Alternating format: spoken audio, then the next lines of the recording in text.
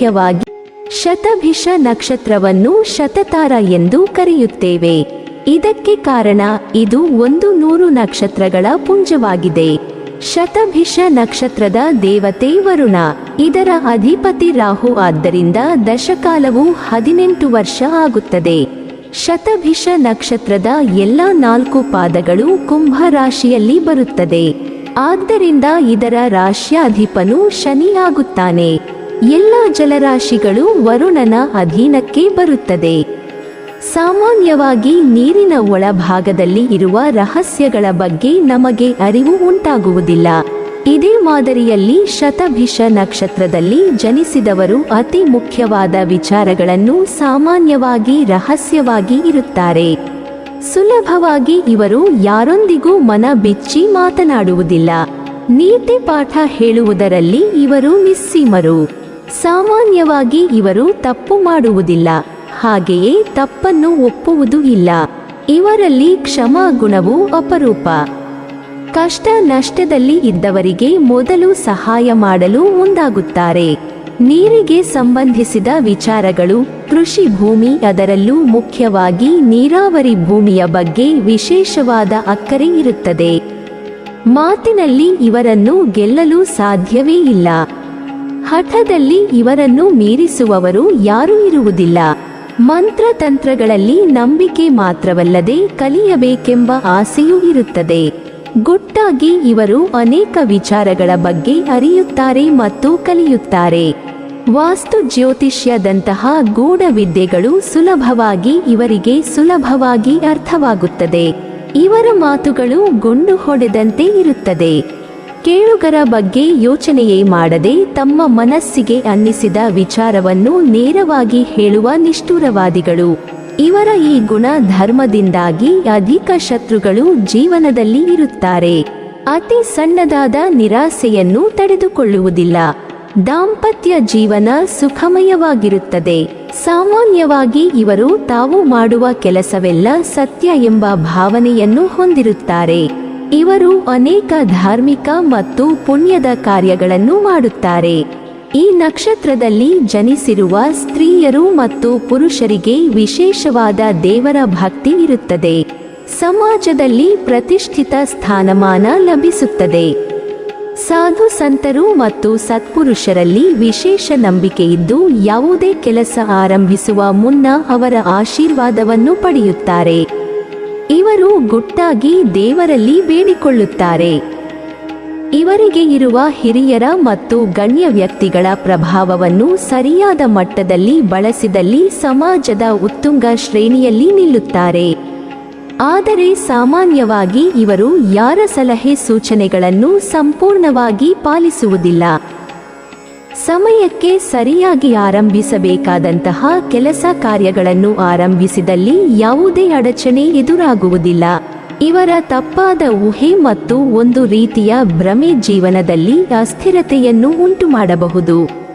ಇವರಿಗೆ ದೊರೆಯುವ ಸಂಗಾತಿ ಅಥವಾ ಇವರ ಮಕ್ಕಳು ಬುದ್ಧಿವಂತಿಕೆಯನ್ನು ಉಪಯೋಗಿಸದೇ ಇದ್ದಲ್ಲಿ ಕಷ್ಟಕ್ಕೆ ಸಿಲುಕುತ್ತಾರೆ.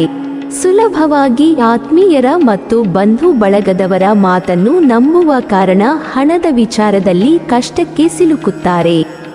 ಯಾರೋ ಮಾಡಿದ ಸಾಲವನ್ನು ಇವರು ತೀರಿಸಬೇಕಾಗುತ್ತದೆ. ತಮ್ಮ ಸ್ವಂತಕ್ಕಾಗಿ ಕೊಂಡ ಭೂಮಿ ಅಥವಾ ಮನೆಯನ್ನು ಅನಿವಾರ್ಯವಾಗಿ ಮಾರಾಟ ಮಾಡಬೇಕಾಗುತ್ತದೆ. ಒಟ್ಟಾರೆ ತಮಗೆ ಸೇರಿದ ಹಣವನ್ನಾಗಲಿ ಅಥವಾ ಆಸ್ತಿಯನ್ನಾಗಲಿ ಉಳಿಸಿಕೊಳ್ಳಲು ಹೆಚ್ಚಿನ ಪ್ರಯತ್ನವನ್ನು ಮಾಡಲೇಬೇಕಾಗುತ್ತದೆ. ಮಾನಸಿಕ ಒತ್ತಡವು ಹೆಚ್ಚಾಗಿರುತ್ತದೆ. ಆರೋಗ್ಯವನ್ನು ಕಾಪಾಡಿಕೊಳ್ಳುತ್ತಾ ಹೆಚ್ಚಿನ ಪ್ರಯತ್ನವನ್ನು ಪಡಬೇಕು. ಯೋಚನಾ ಶಕ್ತಿ ವಿಶೇಷವಾಗಿರುತ್ತದೆ. ಯಾವುದೇ ಕೆಲಸ ಕಾರ್ಯಗಳಾದರೂ ವಿಶೇಷ ಆಸಕ್ತಿಯಿಂದ ಪೂರೈಸುತ್ತಾರೆ. ಇವರಿಗೆ ಸವಾಲು ಎನಿಸುವ ಕೆಲಸ ಕಾರ್ಯಗಳೇ ಇಷ್ಟವೆನಿಸುತ್ತದೆ. ಸಾಹಸ ಮತ್ತು ಅಪಾಯದ ಕೆಲಸ ಕಾರ್ಯಗಳು ಮನಸ್ಸನ್ನು ಸೆಳೆಯುತ್ತದೆ. ಇವರ ಒಂದೇ ಒಂದು ನಿರ್ಧಾರ ಜೀವನದ ಹಾದಿಯನ್ನು ಬದಲಿಸುತ್ತದೆ. ದುಡುಕಿ ಮಾತನಾಡುವ ಕಾರಣ ಆತ್ಮೀಯರ ವಿರೋಧ ಎದುರಿಸಬೇಕಾಗುತ್ತದೆ. ಇವರು ಸಂಬಂಧಗಳನ್ನು ನಂಬುವುದಿಲ್ಲ. ಅದರಲ್ಲೂ ದೂರದ ಸಂಬಂಧಿಗಳಿಂದ ಸಾಧ್ಯವಾದಷ್ಟು ದೂರ ಇರಲು ಬಯಸಬಹುದು. ಜೀವನ ನಿರ್ವಹಣೆಗೆ ಯಾವುದೇ ಕೆಲಸ ಮಾಡಲು ಹಿಂಜರಿಯುವುದಿಲ್ಲ. ಇವರಿಗೆ ದೇವರ ಬಗ್ಗೆ ಭಕ್ತಿ ಕಡಿಮೆ ಆದರೆ ಭಯ ಹೆಚ್ಚಾಗಿರುತ್ತದೆ. ಚಿಕ್ಕ ಪುಟ್ಟ ಮೋಸ ಕೂಡ ಮಾಡಲಾರರು. ಬಿಡುವಾದ ಸಮಯದಲ್ಲಿ ಕಥೆ ಬರೆಯುವುದು, ಕವನ ರಚಿಸುವುದು, ನಾಟಕ ಆಡುವುದು ಇವರ ಹವ್ಯಾಸ. ಒಂದೇ ರೀತಿಯ ವೃತ್ತಿಯನ್ನು ಮಾಡದೆ ವೇಳೆ ಕಳೆಯಲೆಂದು ಸಣ್ಣದಾದ ವ್ಯಾಪಾರವನ್ನು ಮಾಡುವರು. ಕುಟುಂಬದವರು, ಸಹೋದ್ಯೋಗಿಗಳು ಎಲ್ಲರೂ ಇವರನ್ನು ಸಂಪೂರ್ಣವಾಗಿ ಅವಲಂಬಿಸಿರುತ್ತಾರೆ. ತಾವು ಕಷ್ಟದಲ್ಲಿದ್ದರೂ ಅವಶ್ಯಕತೆ ಇದ್ದವರಿಗೆ ಸಹಾಯ ಮಾಡುತ್ತಾರೆ. ಸಂಗೀತ ಮತ್ತು ಹಾಡುಗಾರಿಕೆ ಎಂದರೆ ಪಂಚಪ್ರಾಣ. ಸಮಯದ ಮೌಲ್ಯ ಅರಿತಿರುವುದರಿಂದ ಯಾವುದಾದರೂ ಒಂದು ಕೆಲಸ ಕಾರ್ಯಗಳಲ್ಲಿ ನಿರತರಾಗಿರುತ್ತಾರೆ. ಒಡವೆ ವಸ್ತುಗಳ ಬಗ್ಗೆ ಹೆಚ್ಚಿನ ಆಸೆ ಇರುತ್ತದೆ. ಕಿರಿ ಸೋದರ ಅಥವಾ ಸೋದರಿಯ ಬಗ್ಗೆ ಹೆಚ್ಚಿನ ಪ್ರೀತಿ ಒಲವು ಇರುತ್ತದೆ. ಸಂಪಾದಿಸಿದ ಹಣವನ್ನು ಸುಲಭವಾಗಿ ಖರ್ಚು ಮಾಡುವುದಿಲ್ಲ. ಕಷ್ಟಪಟ್ಟು ದುಡಿಯುತ್ತಾರೆ. ದಾಂಪತ್ಯ ಜೀವನದಲ್ಲಿ ಅನಾವಶ್ಯಕ ವಾದ ವಿವಾದ ಇರುವ ಕಾರಣ ಬೇಸರವಿರುತ್ತದೆ. ಇವರಿಗೆ ಕೋಪ ಬಂದಷ್ಟೇ ಬೇಗನೆ ತಣ್ಣಗಾಗುತ್ತದೆ. ಸಣ್ಣ ಪುಟ್ಟ ಹೋಟೆಲ್ಗಳಿಂದ ಉತ್ತಮ ಆದಾಯ ಗಳಿಸುತ್ತಾರೆ. ಬಳಸಿದ ವಾಹನಗಳನ್ನು ಮಾರಾಟ ಮಾಡುವುದು ಇವರ ಹವ್ಯಾಸವಾಗಿರುತ್ತದೆ. ಕುಟುಂಬದ ಸದಸ್ಯರ ಜೊತೆ ಪಾಲುಗಾರಿಕೆಯ ವ್ಯಾಪಾರ ಹೆಚ್ಚಿನ ಲಾಭ ನೀಡುತ್ತದೆ. ಕುಟುಂಬದ ಒಳಗೂ ಹೊರಗಿನ ಸಮಾಜದಲ್ಲಿಯೂ ಗೌರವ ಸ್ಥಾನಮಾನ ದೊರೆಯುತ್ತದೆ. ರಾಜಕೀಯದಲ್ಲಿ ಆಸಕ್ತಿ ಇಲ್ಲದೆ ಹೋದರೂ ಜನಸೇವೆಯಲ್ಲಿ ಸದಾ ಮುಂದಾಳತ್ವ ವಹಿಸುತ್ತಾರೆ. ವಂಶದ ಆಸ್ತಿ ಬೇರೆಯವರ ಪಾಲಾಗುವ ಸಾಧ್ಯತೆ ಇದೆ. ಸ್ವಂತ ಮನೆ ಕಟ್ಟಿಸುವ ಆಸೆ ಇದ್ದರೂ ಆಸಕ್ತಿ ವಹಿಸುವುದಿಲ್ಲ. ಮಕ್ಕಳ ಮೇಲೆ ವಿಶೇಷ ವ್ಯಾಮೋಹ ಇರುತ್ತದೆ. ಶಿಕ್ಷಕರಾಗಿ ಸೇವೆ ಸಲ್ಲಿಸಿದಲ್ಲಿ ಹೆಚ್ಚಿನ ಗೌರವಕ್ಕೆ ಪಾತ್ರರಾಗುತ್ತಾರೆ. ಸಾರಿಗೆ ವ್ಯವಸ್ಥೆ ಕಲ್ಪಿಸುವ ಸ್ವಂತ ಸಂಸ್ಥೆ ಆರಂಭಿಸಿದಲ್ಲಿ ಆದಾಯಕ್ಕೆ ಕೊರತೆ ಕಂಡುಬರದು. ಆತ್ಮೀಯರೊಂದಿಗೆ ಅನಾವಶ್ಯಕ ಹಣಕಾಸಿನ ವಿಚಾರದಲ್ಲಿ ಭಿನ್ನಾಭಿಪ್ರಾಯ ಉಂಟಾಗುತ್ತದೆ. ಶೀತದ ತೊಂದರೆ ಬಹಳ ಕಾಡುತ್ತದೆ. ಬೇರೆಯವರಿಗೆ ಸಾಲ ನೀಡುವುದು ಅಥವಾ ಬೇರೆಯವರಿಂದ ಸಾಲ ಪಡೆಯುವುದು ಇವರಿಗೆ ಇಷ್ಟವಾಗದ ವಿಚಾರ. ಹಳೆಯ ಮನೆಯನ್ನು ನವೀಕರಿಸುವಲ್ಲಿ ನಿರತರಾಗುತ್ತಾರೆ. ಪಾರುಗಾರಿಕೆ ವ್ಯಾಪಾರ ವ್ಯವಹಾರದಲ್ಲಿ ಉತ್ತಮ ಆದಾಯ ದೊರೆಯುತ್ತದೆ. ಉದ್ಯೋಗಕ್ಕಾಗಿ ಅಥವಾ ಹೆಚ್ಚಿನ ಅಧ್ಯಯನಕ್ಕಾಗಿ ವಿದೇಶಕ್ಕೆ ತೆರಳುತ್ತಾರೆ. ಗುರುವಿನ ಪ್ರಾಬಲ್ಯ ಮತ್ತು ಧನು ನವಾಂಶದಲ್ಲಿ ಬೀಳುವ ಈ ನಕ್ಷತ್ರದ ಮೊದಲ ಪಾದದ ಗಮನವು ಈ ವರ್ಗದ ಜನರ ಆಶಾವಾದಿ ಮತ್ತು ಉದಾರ ಸ್ವಭಾವದ ಮೇಲೆ ಇರುತ್ತದೆ. ಇದರಿಂದಾಗಿ ಅವರು ಇತರರಿಂದ ಮೋಸ ಹೋಗಬಹುದು. ಶತಭಿಷ ನಕ್ಷತ್ರದ ಸ್ತ್ರೀಯರು ಶಾಂತ ಮತ್ತು ವಿನಮ್ರರು, ಏಕೆಂದರೆ ಅವರು ತುಂಬಾ ಆಧ್ಯಾತ್ಮಿಕ ಮತ್ತು ಧಾರ್ಮಿಕರಾಗಿದ್ದಾರೆ ಮತ್ತು ಪ್ರಜ್ಞಾಪೂರ್ವಕವಾಗಿ ಯಾರಿಗೂ ಹಾನಿ ಮಾಡುವುದಿಲ್ಲ. ಅವರು ತುಂಬಾ ದೇವರಿಗೆ ಭಯಪಡುತ್ತಾರೆ ಮತ್ತು ಧಾರ್ಮಿಕವಾಗಿ ತಮ್ಮ ಆಧ್ಯಾತ್ಮಿಕ ಆಚರಣೆಗಳನ್ನು ಅನುಸರಿಸುತ್ತಾರೆ. ಅವರು ಶಾಂತ ಆತ್ಮವನ್ನು ಹೊಂದಿರುವುದರಿಂದ ಯಾವುದೇ ವಾದಗಳು ಅಥವಾ ಜಗಳಗಳಲ್ಲಿ ಅವರನ್ನು ಕಂಡುಕೊಳ್ಳುವುದು ಅಪರೂಪ.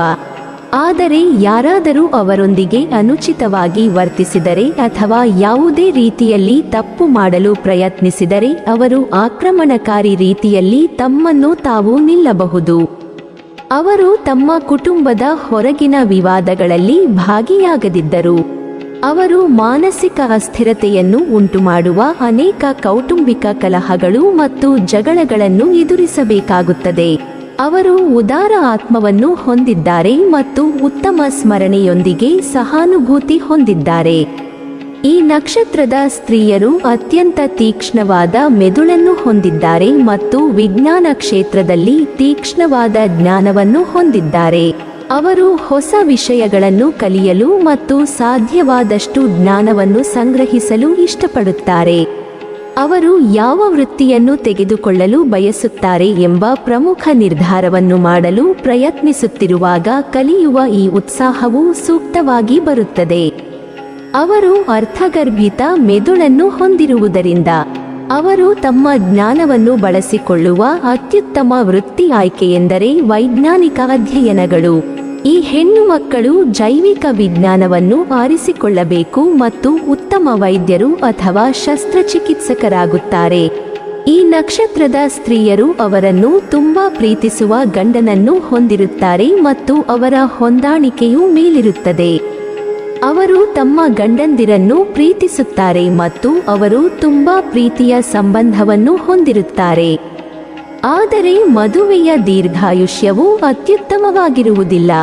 ಈ ಹೆಣ್ಣು ಮಕ್ಕಳು ತಮ್ಮ ದಾಂಪತ್ಯದಲ್ಲಿ ಬಹಳಷ್ಟು ತೊಂದರೆಗಳನ್ನು ಅನುಭವಿಸಬೇಕಾಗುತ್ತದೆ, ಏಕೆಂದರೆ ದೂರ ಸೇರಿದಂತೆ ಅನೇಕ ಕಾರಣಗಳಿಂದಾಗಿ ಅವರು ದೀರ್ಘಕಾಲದವರೆಗೆ ತಮ್ಮ ಗಂಡನಿಂದ ದೂರವಿರಬೇಕು ಅಥವಾ ಅವರು ತಮ್ಮ ಜೀವನದ ಆರಂಭಿಕ ಹಂತದಲ್ಲಿ ತಮ್ಮ ಗಂಡನನ್ನು ಕಳೆದುಕೊಳ್ಳಬಹುದು. ಆರೋಗ್ಯದ ವಿಷಯದಲ್ಲಿ ಅವರ ಆರೋಗ್ಯವು ಆಗಾಗ್ಗೆ ಅಸ್ಥಿರವಾಗಿರುವುದರಿಂದ ಈ ಹೆಣ್ಣು ಮಕ್ಕಳು ಬಹಳಷ್ಟು ಬಳಲುತ್ತಿದ್ದಾರೆ. ಅವರು ಎದೆ ನೋವು ಮತ್ತು ಜಠರಗರುಳಿನ ಕಾಯಿಲೆಗಳ ಜೊತೆಗೆ ಮೂತ್ರ ಮತ್ತು ಗರ್ಭಾಶಯದ ಅಸ್ವಸ್ಥತೆಗಳಿಂದ ಬಳಲುತ್ತಿದ್ದಾರೆ. ಶತಭಿಷ ನಕ್ಷತ್ರದ 2ನೇ ಪಾದವು ಶನಿಯಿಂದ ಪ್ರಾಬಲ್ಯ ಹೊಂದಿದೆ ಮತ್ತು ಇದು ಮಕರ ನವಾಂಶದಲ್ಲಿದೆ. ಇಲ್ಲಿ ಮುಖ್ಯ ಗಮನವು ಅವರ ಗುರಿಗಳನ್ನು ಸಾಧಿಸುವುದು. ಆದರೆ ಅವರು ತಮ್ಮನ್ನು ತಾವು ಮುಂದೆ ಹೋಗದಂತೆ ಎಚ್ಚರಿಕೆ ವಹಿಸಬೇಕು, ಏಕೆಂದರೆ ಅದು ಅವರಿಗೆ ಒತ್ತಡವನ್ನು ಉಂಟುಮಾಡಬಹುದು. ತುಂಬಾ ಶಾಂತ ಸ್ವಭಾವದವಳು, ಆದರೆ ಕೆಲವು ಸಮಯಗಳಲ್ಲಿ ಅವಳು ಬಿಸಿ ಸ್ವಭಾವದವಳು. ಅವಳು ದೇವರ ಭಯದಿಂದ ಧಾರ್ಮಿಕ ಚಟುವಟಿಕೆಗಳಲ್ಲಿ ಹೆಚ್ಚು ಒಲವು ತೋರುತ್ತಾಳೆ. ಅವಳ ಬಿಸಿ ಮನೋಭಾವದಿಂದಾಗಿ ಅವಳು ಹೆಚ್ಚಾಗಿ ಕೌಟುಂಬಿಕ ಕಲಹವನ್ನು ಎದುರಿಸುತ್ತಾಳೆ ಮತ್ತು ಇದು ಆಗಾಗ್ಗೆ ಮಾನಸಿಕ ಶಾಂತಿಯ ಕೊರತೆಯನ್ನು ಉಂಟುಮಾಡುತ್ತದೆ. ಅವಳಿಗೆ ಬಹಳ ಒಳ್ಳೆಯ ಜ್ಞಾಪಕ ಶಕ್ತಿಯಿದೆ. ಅವಳು ಅತ್ಯಂತ ಸಹಾನುಭೂತಿ ಮತ್ತು ಉದಾರ. ತನ್ನ ಮಾನವೀಯ ಕ್ರಿಯೆಗೆ ಪ್ರತಿಯಾಗಿ ಏನನ್ನೂ ನಿರೀಕ್ಷಿಸದಿದ್ದರು. ಆಕೆಯನ್ನು ಸಾಮಾನ್ಯ ಜನರಿಂದ ಮಾತ್ರವಲ್ಲದೆ ತನ್ನ ಸ್ವಂತ ಕುಟುಂಬದ ಸದಸ್ಯರು ಸಹ ತಪ್ಪಾಗಿ ಅರ್ಥೈಸಿಕೊಳ್ಳುತ್ತಾರೆ. ವೈಜ್ಞಾನಿಕ ಅಧ್ಯಯನದಲ್ಲಿ ಆಸಕ್ತಿ. ಹೆಚ್ಚಿನ ಮಹಿಳಾ ವೈದ್ಯರು ಈ ನಕ್ಷತ್ರದಲ್ಲಿ ಜನಿಸಿದವರು ಎಂದು ಶೇಕಡಾವಾರು ಮೌಲ್ಯಮಾಪನ ತೋರಿಸುತ್ತದೆ. ಅವಳು ತನ್ನ ಗಂಡನನ್ನು ಪ್ರೀತಿಸುವಾಗ ಮತ್ತು ಆರಾಧಿಸುವಾಗ ಅವಳ ಜೀವನವು ಸಮಸ್ಯೆಗಳಿಂದ ತುಂಬಿರುತ್ತದೆ. ಕೆಲವೊಮ್ಮೆ ಆಕೆಯ ಪತಿ ಅಥವಾ ವಿಧವೆಯರಿಂದ ದೀರ್ಘವಾದ ಬೇರ್ಪಡಿಕೆ ಕೂಡ ಗಮನಿಸಲಾಗಿದೆ. ಅವಳ ಆರೋಗ್ಯವು ಅವಳಿಗೆ ಕಾಳಜಿಯನ್ನು ಉಂಟುಮಾಡುತ್ತದೆ. ಮೂತ್ರ ಮತ್ತು ಗರ್ಭಾಶಯದ ಅಸ್ವಸ್ಥತೆಗಳನ್ನು ಗಮನಿಸಲಾಗಿದೆ. ಅವಳು ಉದರಶೂಲೆ ತೊಂದರೆ ಮತ್ತು ಎದೆ ನೋವಿನಿಂದ ಕೂಡ ಬಳಲಬಹುದು. ಈ ಪಾದದ ಮಹತ್ವವು ಸಹಾನುಭೂತಿ ಮತ್ತು ಭಾವೋದ್ರೇಕವಾಗಿದೆ. ನಕ್ಷತ್ರದ ಈ ಪಾದವು ಗುರುವಿನ ಪ್ರಾಬಲ್ಯ ಮತ್ತು ಮೀನ ನವಾಂಶದಲ್ಲಿ ಇರುವುದರಿಂದ ಗ್ರಹಗಳ ನಕಾರಾತ್ಮಕ ಪರಿಣಾಮಗಳು ವ್ಯಸನದ ಸಮಸ್ಯೆಗಳನ್ನು ಉಂಟುಮಾಡಬಹುದು. ಸತ್ಯವಂತ, ತೀಕ್ಷ್ಣ ಮನಸ್ಸು, ಗ್ರಹಿಕೆ, ಭಾವನಾತ್ಮಕವಾಗಿ ನಿಯಂತ್ರಿತ, ವಿಷಯಗಳ ತಳಹದಿಯನ್ನು ಪಡೆಯಲು ಆಸಕ್ತಿ, ಸಮೃದ್ಧ, ಆರ್ಥಿಕ, ಬುದ್ಧಿವಂತ, ತಮ್ಮನ್ನು ರಕ್ಷಿಸಿಕೊಳ್ಳಲು ಸಮರ್ಥರು, ಉದ್ಯಮಶೀಲರು, ಜ್ಯೋತಿಷ್ಯ ಮತ್ತು ಇತರ ನಿಗೂಢ ವಿಷಯಗಳಲ್ಲಿ ಆಸಕ್ತಿ, ಒಗಟುಗಳನ್ನು ಪರಿಹರಿಸಲು ಇಷ್ಟಪಡುತ್ತಾರೆ. ಅವಳು ತನ್ನ ಮಾತುಗಳಿಂದ ಇತರರನ್ನು ಸೆಳೆಯುತ್ತಾರೆ. ಪ್ರತಿಯೊಬ್ಬರೂ ಇವರ ಮಾತನ್ನು ಕೇಳಲು ಇಷ್ಟಪಡುತ್ತಾರೆ. ಅವರು ಅಧ್ಯಯನದಲ್ಲಿ ಪ್ರವೀಣರು. ಹಣ ಮಾಡುವ ಕಲೆ ಅವರಲ್ಲಿದ್ದು ಅದರಿಂದ ಅವರ ಆರ್ಥಿಕ ಸ್ಥಿತಿ ಸದೃಢವಾಗಿರುತ್ತದೆ. ಈ ಯುವತಿಯರಿಗೆ ಲಕ್ಷ್ಮೀ ದೇವಿಯ ವಿಶೇಷ ಆಶೀರ್ವಾದವಿರುತ್ತದೆ. ಅವರು ತಮ್ಮ ಸಂಗಾತಿಯಿಂದ ಸಂಪೂರ್ಣ ಬೆಂಬಲ ಮತ್ತು ಪ್ರೀತಿಯನ್ನು ಪಡೆಯುತ್ತಾರೆ. ಈ ಹುಡುಗಿಯರು ಎಲ್ಲಿಗೆ ಹೋದರೂ ಅಲ್ಲಿ ಸಂತೋಷ ಮತ್ತು ಆಶೀರ್ವಾದ ಇರುತ್ತದೆ. ದೈಹಿಕ ಮತ್ತು ಮಾನಸಿಕ ಯೋಗಕ್ಷೇಮ ಉತ್ತಮವಾಗಿರುತ್ತದೆ. ಹೃದಯ ಬಡಿತವನ್ನು ಉಂಟುಮಾಡುವ ದೈಹಿಕ ಚಟುವಟಿಕೆಗಳಲ್ಲಿ ತೊಡಗಿಸಿಕೊಳ್ಳಿ. ವಿಶ್ರಾಂತಿ ತೆಗೆದುಕೊಳ್ಳುವುದನ್ನು ಮರೆಯಬೇಡಿ. ಮಾನಸಿಕ ಸ್ಪಷ್ಟತೆ ಮತ್ತು ತೀಕ್ಷ್ಣ ಬುದ್ಧಿ ನಿಮ್ಮ ಶಕ್ತಿ. ನಿಮ್ಮ ದಾರಿಯಲ್ಲಿ ಬರುವ ಯಾವುದೇ ಸವಾಲುಗಳನ್ನು ಜಯಿಸಲು ಇವುಗಳನ್ನು ಬಳಸಿ. ಶತಭಿಷ ನಕ್ಷತ್ರದ ಸ್ತ್ರೀಯರು ಶಾಂತ ಮತ್ತು ವಿನಮ್ರರು, ಏಕೆಂದರೆ ಅವರು ತುಂಬಾ ಆಧ್ಯಾತ್ಮಿಕ ಮತ್ತು ಧಾರ್ಮಿಕರಾಗಿದ್ದಾರೆ ಮತ್ತು ಪ್ರಜ್ಞಾಪೂರ್ವಕವಾಗಿ ಯಾರಿಗೂ ಹಾನಿ ಮಾಡುವುದಿಲ್ಲ. ಅವರು ತುಂಬಾ ದೇವರಿಗೆ ಭಯಪಡುತ್ತಾರೆ ಮತ್ತು ಧಾರ್ಮಿಕವಾಗಿ ತಮ್ಮ ಆಧ್ಯಾತ್ಮಿಕ ಆಚರಣೆಗಳನ್ನು ಅನುಸರಿಸುತ್ತಾರೆ. ಅವರು ಶಾಂತ ಆತ್ಮವನ್ನು ಹೊಂದಿರುವುದರಿಂದ ಯಾವುದೇ ವಾದಗಳು ಅಥವಾ ಜಗಳಗಳಲ್ಲಿ ಅವರನ್ನು ಕಂಡುಕೊಳ್ಳುವುದು ಅಪರೂಪ. ಇವರೊಂದಿಗೆ ಯಾರಾದರೂ ಅವರೊಂದಿಗೆ ಅನುಚಿತವಾಗಿ ವರ್ತಿಸಿದರೆ ಅಥವಾ ಯಾವುದೇ ರೀತಿಯಲ್ಲಿ ತಪ್ಪು ಮಾಡಲು ಪ್ರಯತ್ನಿಸಿದರೆ ಅವರು ಆಕ್ರಮಣಕಾರಿ ರೀತಿಯಲ್ಲಿ ತಮ್ಮನ್ನು ತಾವು ನಿಲ್ಲಬಹುದು. ಅವರು ತಮ್ಮ ಕುಟುಂಬದ ಹೊರಗಿನ ವಿವಾದಗಳಲ್ಲಿ ಭಾಗಿಯಾಗದಿದ್ದರೂ ಅವರು ಮಾನಸಿಕ ಅಸ್ಥಿರತೆಯನ್ನು ಉಂಟುಮಾಡುವ ಅನೇಕ ಕೌಟುಂಬಿಕ ಕಲಹಗಳು ಮತ್ತು ಜಗಳಗಳನ್ನು ಎದುರಿಸಬೇಕಾಗುತ್ತದೆ. ಅವರು ಉದಾರತೆಯನ್ನು ಹೊಂದಿದ್ದಾರೆ ಮತ್ತು ಉತ್ತಮ ಸ್ಮರಣೆಯೊಂದಿಗೆ ಸಹಾನುಭೂತಿ ಹೊಂದಿದ್ದಾರೆ. ಈ ಪಾದದ ಮಹತ್ವವು ಸಹಾನುಭೂತಿ ಮತ್ತು ಭಾವೋದ್ರೇಕವಾಗಿದೆ. ನಕ್ಷತ್ರದ ಈ ಪಾದವು ಗುರುವಿನ ಪ್ರಾಬಲ್ಯ ಮತ್ತು ಮೀನ ನವಾಂಶದಲ್ಲಿ ಇರುವುದರಿಂದ ಗ್ರಹಗಳ ನಕಾರಾತ್ಮಕ ಪರಿಣಾಮಗಳು ವ್ಯಸನದ ಸಮಸ್ಯೆಗಳನ್ನು ಉಂಟುಮಾಡಬಹುದು. ಈ ನಕ್ಷತ್ರದ ಸ್ತ್ರೀಯರು ಅತ್ಯಂತ ತೀಕ್ಷ್ಣವಾದ ಬುದ್ಧಿವಂತಿಕೆಯನ್ನು ಹೊಂದಿದ್ದಾರೆ ಮತ್ತು ವಿಜ್ಞಾನ ಕ್ಷೇತ್ರದಲ್ಲಿ ತೀಕ್ಷ್ಣವಾದ ಜ್ಞಾನವನ್ನು ಹೊಂದಿದ್ದಾರೆ. ಅವರು ಹೊಸ ವಿಷಯಗಳನ್ನು ಕಲಿಯಲು ಮತ್ತು ಸಾಧ್ಯವಾದಷ್ಟು ಜ್ಞಾನವನ್ನು ಸಂಗ್ರಹಿಸಲು ಇಷ್ಟಪಡುತ್ತಾರೆ.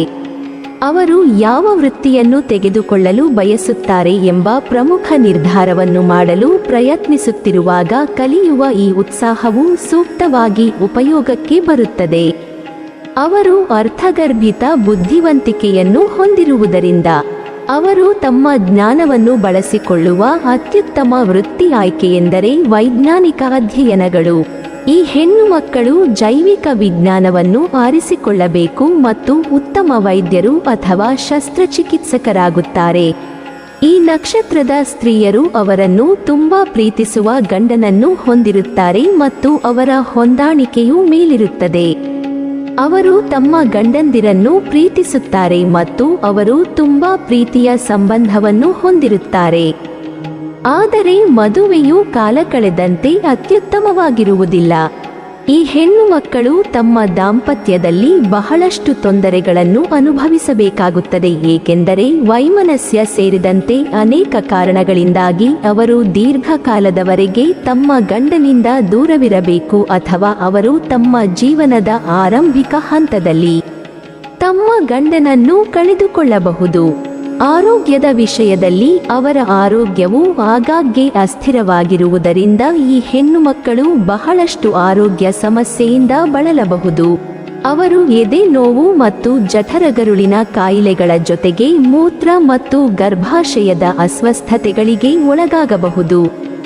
ವೃತ್ತಾಕೃತಿ ಆಕಾರದಲ್ಲಿ 100 ನಕ್ಷತ್ರಗಳು ಸೇರಿದ ಪುಂಜಕ್ಕೆ ಶತಭಿಷ, ಶತತಾರ ಎಂದು ಇನ್ನೊಂದು ಹೆಸರು ಇದೆ. ಇವರು ರುದ್ರಾಕ್ಷಿ ಮಾಲೆಯನ್ನು ಧರಿಸಿದರೆ ಉತ್ತಮ.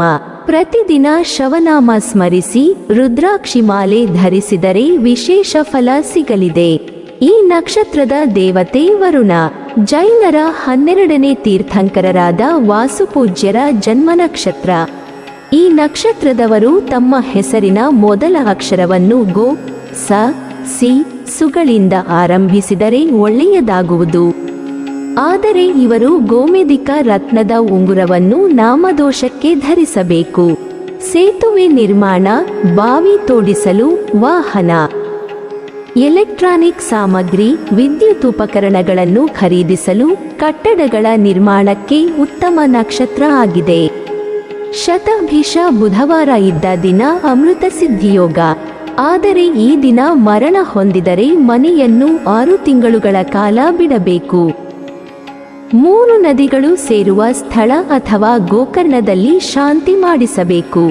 ಈ ನಕ್ಷತ್ರದಲ್ಲಿ ಜನಿಸಿದವರು ಹಠವಾದಿಗಳು, ವಿಶಾಲ ನೇತ್ರ ಉಳ್ಳವರು, ಲೈಂಗಿಕ ಆಸಕ್ತಿ ಉಳ್ಳವರು, ದುಷ್ಟ ಸ್ನೇಹಿತರ ಸಹವಾಸದಿಂದ ಹಾಳಾಗುವರು. ಸ್ತ್ರೀ ಆದರೆ ದೇವರ ಮೇಲೆ ಭಕ್ತಿ ಉಳ್ಳವಳು, ಪ್ರತಿಷ್ಠಿತಳು, ಸ್ತ್ರೀಯರಲ್ಲಿ ಗುರುತಿಸತಕ್ಕವಳು, ಸಾಧು ಸಂತರಲ್ಲಿ ಭಕ್ತಿ ಉಳ್ಳವಳು, ಸದ್ಗುಣವಂತಳು ಆಗುವಳು. ಆದರೆ ಜನನ ಕುಂಡಲಿಯಲ್ಲಿ ಪದ್ಮಕಾಲ ಸರ್ಪ ದೋಷವಿದ್ದರೆ ಸಂತಾನ ಪ್ರಾಪ್ತಿ ಇಲ್ಲ. ಶುಭ ಗ್ರಹಗಳ ಯೋಗ ದೃಷ್ಟಿ ಇದ್ದರೆ ಮಿತ ಸಂತಾನ ಭಾಗ್ಯ ತಡವಾಗಿ ಆಗಲಿದೆ. ರಜಸ್ವಲೆಯಾದರೆ ಉದರಶೂಲೆ ಉಳ್ಳವಳು, ಸುಖ ಸಂಪತ್ತು ಪಡೆಯುವವಳು, ಧನಧಾನ್ಯ ಹೊಂದತಕ್ಕವಳು, ಕುಟುಂಬದ ಬಗ್ಗೆ ಮಮತೆ ಇರತಕ್ಕವಳು, ಗುರು ಹಿರಿಯರಲ್ಲಿ ಭಕ್ತಿಯುಳ್ಳವಳು, ನಿಧಾನವಾದ ಸಂತಾನ ಭಾಗ್ಯ ಪಡೆಯುವಳು. ಆದರೆ ಈ ಸಮಯದಲ್ಲಿ ಸರ್ಪ ದೋಷವಿರಬಾರದು. ಮಕ್ಕಳಾದರೆ ಯಂತ್ರವಿದ್ಯೆ ಪ್ರವೀಣರು, ಮಾಹಿತಿ ತಂತ್ರಜ್ಞಾನ ಉಳ್ಳವರು ಆಗುವರು. ವ್ಯಾಪಾರ ವ್ಯವಹಾರವಾದರೆ ಬಟ್ಟೆ, ಶೃಂಗಾರ ಸಾಧನ, ಎಲೆಕ್ಟ್ರಾನಿಕ್, ವಿದ್ಯುತ್ ಉಪಕರಣ, ಅಡುಗೆ ಅನಿಲ, ವಾಹನಗಳು ಹಿಡಿಸುವುವು. ಈ ನಕ್ಷತ್ರದವರ ಅದೃಷ್ಟರತ್ನ ವಜ್ರ. ಆದರೆ ಶುಕ್ರ ಗ್ರಹ ಸಿಂಹರಾಶಿಯಲ್ಲಿರಬಾರದು. ಹಾಗೇನಾದರೂ ಆದರೆ ಸತಿಪತಿಯರಲ್ಲಿ ಜಗಳ ಉಂಟಾಗುವುದು. 4, 13, 22, 31, 58, 76 ಕಂಟಕದ ವರ್ಷಗಳಾಗಿದ್ದು ಅದು ದಾಟಿದರೆ 85 ವರ್ಷ ಆಯುಷ್ಯವಿದೆ. ಶನಿ ಉತ್ತಮ ಸ್ಥಿತಿಯಲ್ಲಿದ್ದರೆ ದೀರ್ಘ ಆಯುಷ್ಯ ಇರುವುದು. ಪೂರ್ವಭಾದ್ರ ಗುರುವಾರ, ವಿಶಾಖ ಬುಧವಾರ ಮತ್ತು ಪುನರ್ವಸು ಸೋಮವಾರ ಹೊಸ ಬಟ್ಟೆ, ಆಭರಣ ಖರೀದಿಸಲು. ವ್ಯಾಪಾರಕ್ಕೆ ಉತ್ತಮ ದಿನಗಳು. ರೇವತಿ ಶುಕ್ರವಾರ, ವಿವಾಹಾದಿ ಮಂಗಳ ಕಾರ್ಯ ಗೃಹ ಪ್ರವೇಶಗಳಿಗೆ ಉತ್ತಮ ದಿನ. ಸಮಾಜದಲ್ಲಿ ಗುರುತಿಸತಕ್ಕ ವ್ಯಕ್ತಿಯಾಗಬೇಕಾದರೆ ಹೆಸರನ್ನು ಸಾಧಕತಾರೆ ಭರಣಿ, ಲೀಲೆ, ಹುಬ್ಬ, ಮೋಮೌ ಮತ್ತು ಪೂರ್ವಾಷಾಢ ಭದ ಗಳಿಂದ ಆರಂಭದ ಹೆಸರು ಇಡುವುದು. ಪೂರ್ವಾಷಾಢ ಗುರುವಾರ, ಹುಬ್ಬ ಬುಧವಾರ ಎಲ್ಲ ಕಾರ್ಯಗಳಿಗೆ ಉತ್ತಮ ದಿನಗಳು ಆಗಿವೆ. 4, 13, 22, 31 ತಾರೀಖು ಇದ್ದು ಆ ದಿನ ಶತಭಿಷವಿದ್ದರೆ ಕಾರ್ಯಸಿದ್ಧಿಯಾಗಲಿದೆ. ಈ ನಕ್ಷತ್ರದ ಸ್ತ್ರೀಯರಾದರೆ ವಿವಾಹ ಆಗಲು ಕೃತಿಕೆ, ರೋಹಿಣಿ, ಮೃಗಶಿರ, ಆಶ್ಲೇಷ, ಚಿತ್ರ, ಸ್ವಾತಿ, ವಿಶಾಖ, ಮೂಲ, ಪೂರ್ವಷಾಢ, ಧನಿಷ್ಠ, ಉತ್ತರಾಭಾದ್ರ ನಕ್ಷತ್ರದವರನೊಡನೆ ಕೂಡಿಬರುವುದು. ವಧು ವರರಿಬ್ಬರದು ಶತಭಿಷ ನಕ್ಷತ್ರವಾದರೂ ವಿವಾಹ ಆಗಬಹುದು. ಆದರೆ ಹತ್ತಿರ ಸಂಬಂಧಿಕರು ಆಗಬಾರದು. 4 ವರ್ಷ ವ್ಯತ್ಯಾಸವಿರಬೇಕು. ಉತ್ತಮ ಸಂತಾನ ಫಲಕ್ಕಾಗಿ ಇಬ್ಬರ ರಕ್ತದ ಗುಂಪನ್ನು ತಜ್ಞ ವೈದ್ಯರ ಹತ್ತಿರ ಪರೀಕ್ಷಿಸಿ ಉತ್ತಮ ಸಂತಾನ ಭಾಗ್ಯವಿದೆಯೇ ಎಂದು ಮಾಹಿತಿ ಪಡೆಯಬೇಕು. ನೀವಿನ್ನೂ ನಮ್ಮ ಚಾನಲನ್ನು ಸಬ್ಸ್ಕ್ರೈಬ್ ಮಾಡಿಲ್ವಾ? ಹಾಗಾದರೆ ಈ ಕೂಡಲೇ ನಮ್ಮ ಇಂದ್ರಜಾಲ ಚಾನಲನ್ನು ಸಬ್ಸ್ಕ್ರೈಬ್ ಮಾಡಿ ಮತ್ತು ಪಕ್ಕದಲ್ಲಿರುವ ಬೆಲ್ ಐಕಾನ್ ಅನ್ನು ಕ್ಲಿಕ್ ಮಾಡಿದರೆ ನಮ್ಮ ಹೊಸ ವಿಡಿಯೋಗಳನ್ನು ನೀವು ನೋಡಬಹುದು.